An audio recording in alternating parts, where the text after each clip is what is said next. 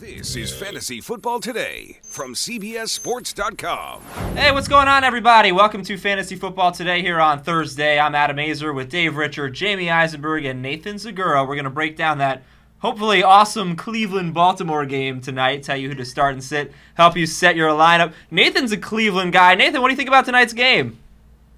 I hope it is quick and painless. I am happy that there will be real referees in this game. I think that's the best thing you can say for it from a Cleveland perspective. I think they're going to have a tough time with the Baltimore Ravens. Yeah, it's going to be a tough game. We'll get to that. But the Bills running back situation, we got to start the show talking about that. You've got Fred Jackson, looks like he might play. C.J. Spiller has a shot, but he looks iffy. And then Tashard Choice was the most added player in fantasy. Who's going to be the best one this week? I'm going to say Fred Jackson's going to be that guy, and I'm real excited about his potential against the Patriots, especially if C.J. Spiller is out. I think he'll land more carries that way. Obviously, a dual threat as a rusher and a receiver. I think we're looking at a high-scoring game between these teams. Right now, Fred Jackson is penciled into my lineups. Agreed. Yep. Nathan? Yeah, I agree with that, too. All right, we're going to keep an eye on a lot of injuries this week. Matt Forte, Michael Bush, Pierre Garçon. Got that foot injury that's kind of lingering. And Matthew Stafford. He's trying. That really bothers He's got him in some leagues. Well, you made a good Pierre point. Garçon, You made a good point this morning, Jamie. He compared it to the Darren McFadden situation yesterday, and that would be like sounding the alarm, or last year's Darren McFadden situation. Right. But. I mean, it was a foot injury that no one really had an answer for, and it lingered, and all of a sudden, whoops, he's out for the season. So let's hope that's not the case. Sorry, I got a little emotional there. But which injuries are you keeping an eye on that could be very impactful? Well, I think you got to be excited that Matthew Stafford looks like he's going to play. You know, the running back issues are always the concern, and hopefully Matt Forte is back, which could limit Michael Bush, obviously, and then Reggie Bush. You know, I wouldn't take a chance starting Reggie Bush this week because, A, it's a 4 o'clock game, and B, the Arizona Cardinals' run defense is very good. So, you know, if you can afford to sit Reggie Bush this week, that's a move I would make. Well, I think it depends on how much he practices before the game. Even if he practices. Even if he practices Thursday and Friday and he looks fine. Wouldn't start him. I think if he practices, he's okay to start. Not great. I don't love him because you're right, the matchup is very terrible. But I would say that's fair. Okay to start is fair. Okay to start, like a flex. Or you start him and you've got lowered expectations. Right. Yeah, now Ryan Williams got a big boost in his fantasy value as Beanie Wells is going to be out at least 8 weeks. Nathan, what do you think about Ryan Williams right now? We'll get into what he could do this week, but overall, is he somebody you'd want on your team going forward? Well, absolutely. He's really the only show in town now for the Arizona Cardinals. William Powell backing him up. They also have Larod Stevens-Howling. But Ryan Williams is going to get the opportunity to carry the load, and he looked good last week, 13 carries, 83 yards. Don't like him this week against Miami. That's a very stout front seven, one of the best run defenses in the National Football League. So I'm not rushing out to start him right now, but I think going forward, you know, great flex option, could get in as we talked about in the preseason. We all like him better than Beanie Wells, but one of the main reasons is that Wells is a little injury prone. That's reared its ugly head, and I think Ryan Williams could develop into a nice number 2 running back because their defense is so good. Even though their offensive line is not good, I think he'll be in some situations where he can pound the ball late in games. If he has a decent showing this week against the Dolphins, you know they get next week? The St. Louis Rams. So we could be looking at a very good 2-week stretch here, you know, to set you up going forward with Ryan Williams. I just want him to get out of the game healthy, and I'd be happy. Yeah, it'd be nice, too. Michael Conforto on Twitter wants to know, do I play Trent Richardson tonight or Ryan Williams? I'd go Richardson against the Ravens. And I know the Ravens' defense is tough and scary and all that, but they've allowed 5 rushing touchdowns, 4 to running backs through 3 games. So I think there's a chance Richardson could score in his 3rd straight. Yeah, I think he has a very similar game to what we saw last week against Buffalo. Yeah, about that. And Jamie, here's another question. Should I start Ryan Williams over Deshaun Jackson in a flex spot? You know, I wouldn't do that either because I think, you know, you're playing upside here, and I think Deshaun Jackson still has more upside. As good as the Giants looked last week defensively, you could still see a play where Deshaun Jackson gets behind the defense and scores. So I think, you know, you're talking maybe 8 fantasy points at most for both guys if they play to their level, with Deshaun Jackson having a little bit higher ceiling. All right, fellas. Ryan Grant signed by the Washington Redskins. Congratulations, you're on a roster. And we're going to see who should you be on fantasy rosters. Who would you drop for Ryan Grant to pick up Ryan Grant? I'm going to give you some names. You tell me just quickly yes or no. Would you drop Peyton Hillis? No. No. No. Would you drop Ronnie Hillman? No. No. No. Andre Brown? No. No. Daniel Thomas? No. No. Anyone? No. Adam Azer, I would drop you to pick up Ryan Grant. I don't know, Jamie. You see. I told you yesterday, he's got better frequent flyer miles. Yeah, he's been around. Guy hasn't been fantasy relevant for some time now. I don't think it starts here. I think it actually looks good for Alfred Morris now, getting Roy Halou out of there. Halou's on IR, done for the season.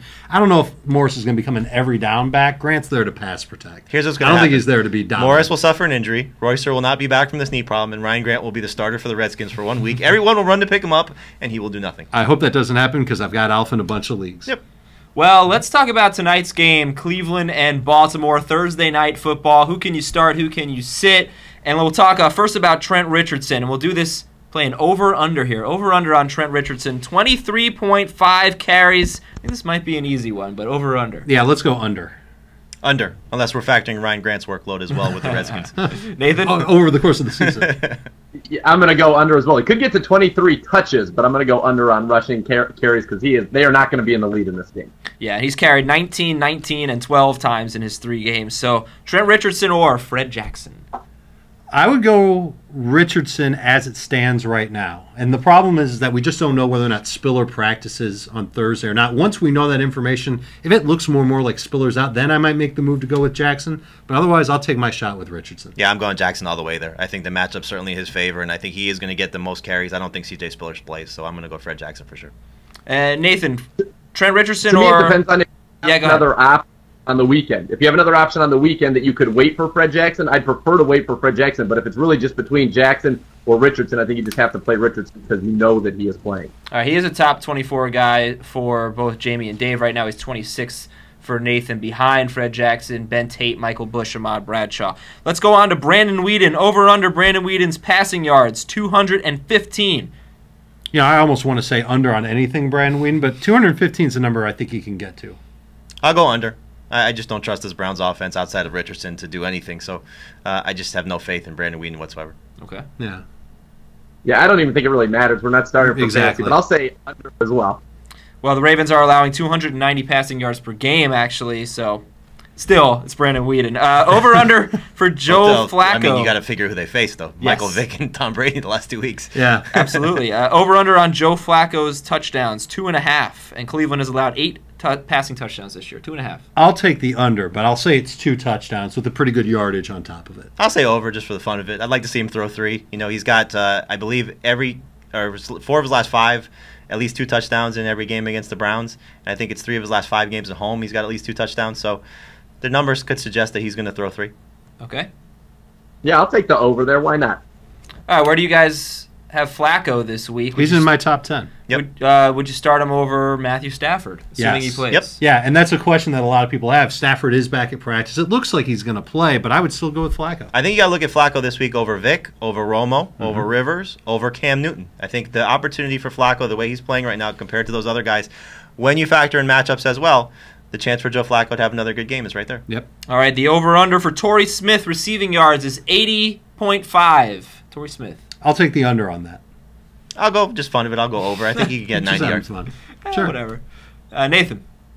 I have him projected at 79, so that was a pretty good over-under. So I'm going to take the under, but I think he scores and has a great game. Yeah, I think he scores too. And the over-under on Dennis Pitta fantasy points is 9.5. Oh, that's close. I think I have him at 10 fantasy points. I have him scoring and getting about 40 yards. So I'm going to say over 9.5. Yeah, I agree. I'm going to go over too. All right. I'm going over as well. Dennis Pitta or Brandon Pettigrew? I like Pettigrew this week too.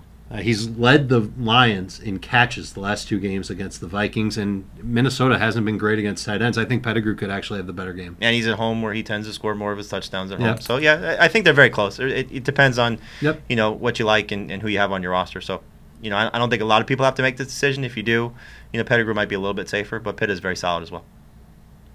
And Nathan, I have him. yeah, you have him back-to-back. Yeah, back-to-back in my rankings, Pitta just ahead of Pettigrew. But I would take Pettigrew in a full-point PPR league over Pitta.